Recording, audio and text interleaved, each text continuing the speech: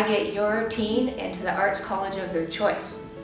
And I'm here with my coach, Raymond Aaron, who I've been very inspired by because this man knows how to follow your dreams. He wrote the book, Double Your Income Doing What You Love.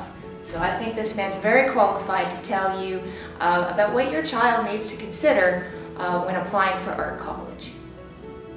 Raymond, what can you honored to be here. Happy to be here. I'm curious, one of your best teaching is on branding. And I'm curious if you could share with the parents some ideas of what their teen could think about in preparing their art portfolio and how they need to kind of present themselves almost as a brand, as a way of standing out among the crowd. Well, you see, the art college is in theory going to look at the content of the portfolio. That is, they're going to look at the inside of the big package that comes. And every student is going to have a good portfolio. Every student, or they wouldn't be applying for the first-rate colleges that you would recommend they go to. But there's got to be something special that sets your student apart. The package itself, is it just a blank piece of paper, or is there branding on the front?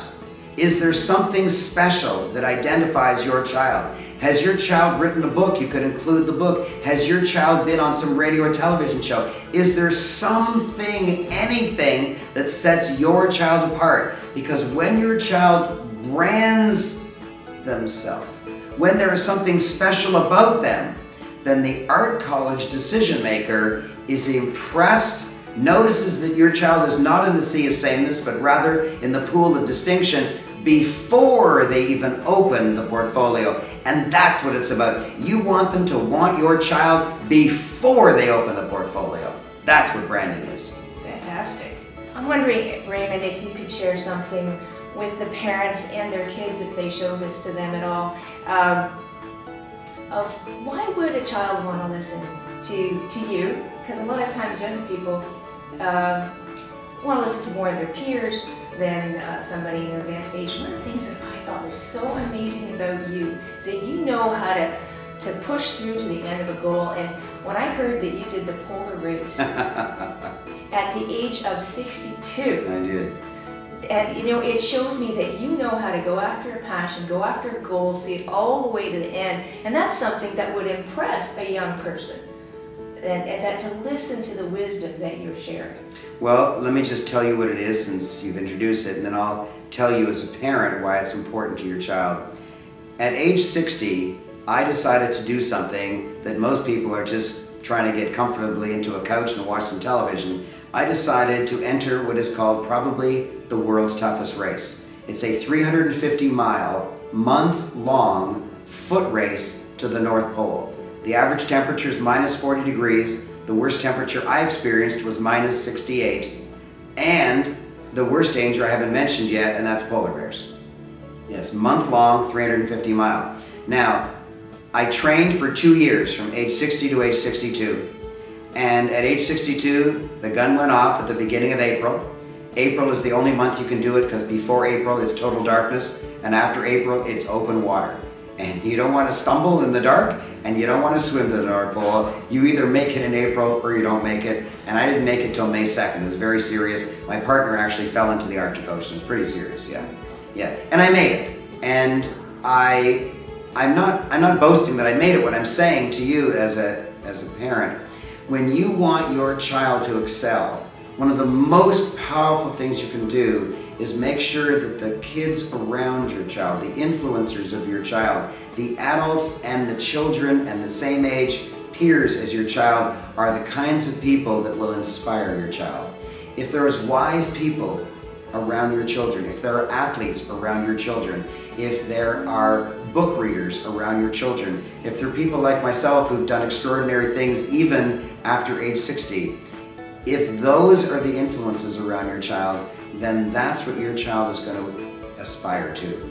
And what Karen does is make sure that your child gets into the best college, because in the best college, the only people around your children are going to be extraordinarily powerful influencers, people who will be with them for the rest of their lives. It's important not just to get into a college to develop your abilities, it's important to develop the life skills, and you get the best education and the best life skills at the best college that your child can get into, and Karen knows how to do that.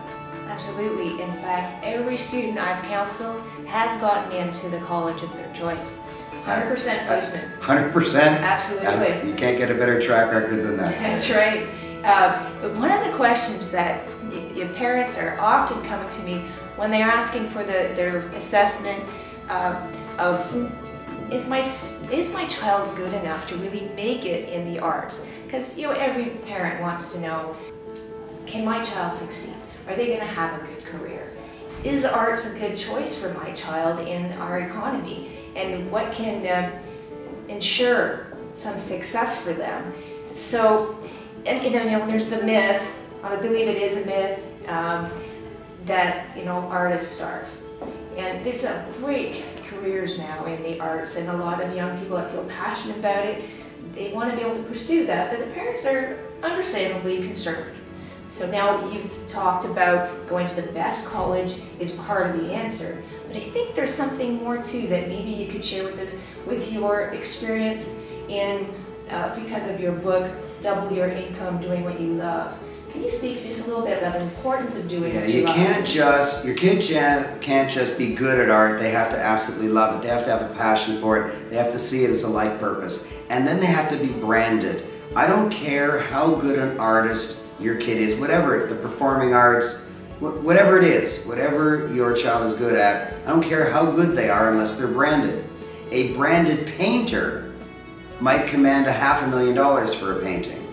An unbranded painter, who would be called an unknown, will get nothing, or $100. And the branded painter actually may not be better, but is branded.